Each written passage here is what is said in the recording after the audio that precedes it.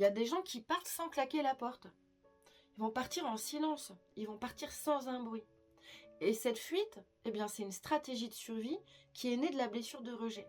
Alors aujourd'hui, ensemble, on va observer, on va analyser tous ces visages et puis toutes ces conséquences et surtout comment on peut réussir à fissurer ce bocal.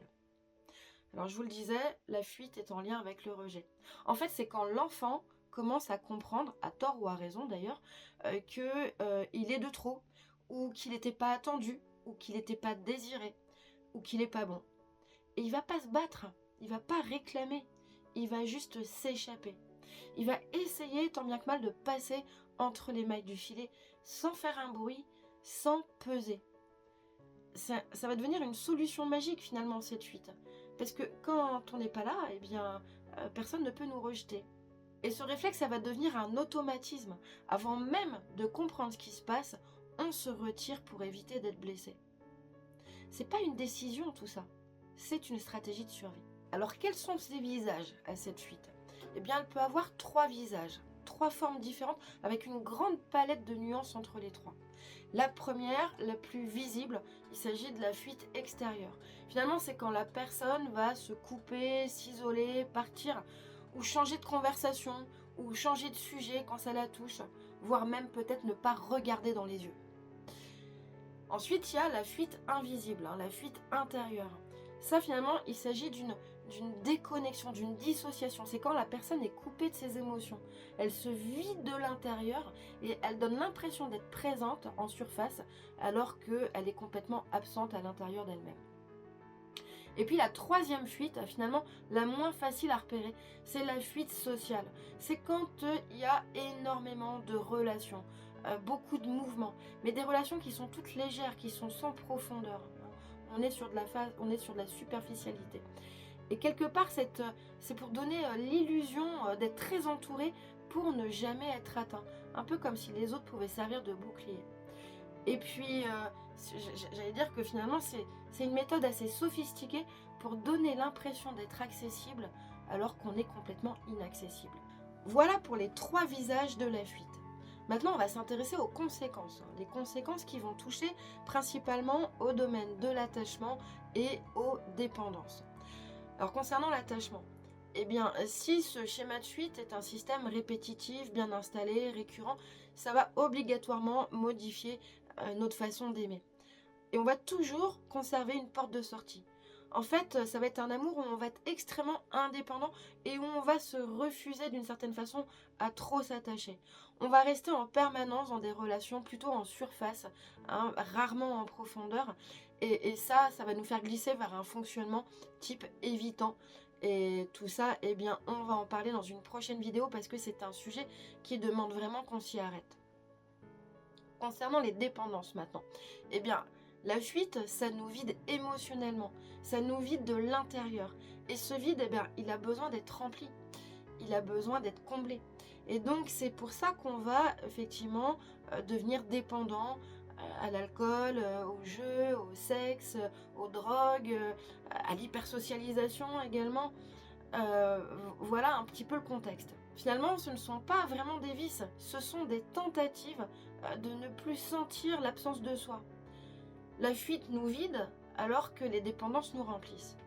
Alors comment fissurer ce bocal? Ça va pas se faire en 5 minutes. Faut bien savoir que la plupart des gens qui sont dans la fuite n'ont pas envie d'en sortir. C'est plutôt confortable finalement de ne pas ressentir les choses. Mais si jamais, voilà quelques techniques. Déjà, rester 10 secondes de plus. Quand on a envie de partir, quand on a envie de s'isoler, eh bien, je peux dire à mon organisme en restant 10 secondes de plus que finalement, je suis en sécurité. Ensuite, ça va être de donner une phrase vraie, sincère, quelque part de se rebrancher à son ressenti, même si c'est « j'ai envie de partir ». Mais au moins, voilà, de pouvoir reconnecter à cette part qui ressent à l'intérieur. Ensuite, ne plus disparaître sans laisser de traces. Par exemple, comme c'est souvent le cas pour des gens qui fuient, par exemple, tu as le droit de ne pas t'expliquer, mais tu as le droit d'exister. Donc, tu as le droit de le dire. Là, je sature, mais je reviens plus tard. Et ça, c'est pas quelque chose d'énorme, c'est assez minuscule, mais c'est déjà une fissure dans ton bocal de fuite. Ensuite, ça va être prendre un mini risque relationnel, comme répondre à un message ou envoyer un message, téléphoner à une personne. En fait, ça va réhabituer ton système à recréer du lien. Avant-dernier conseil,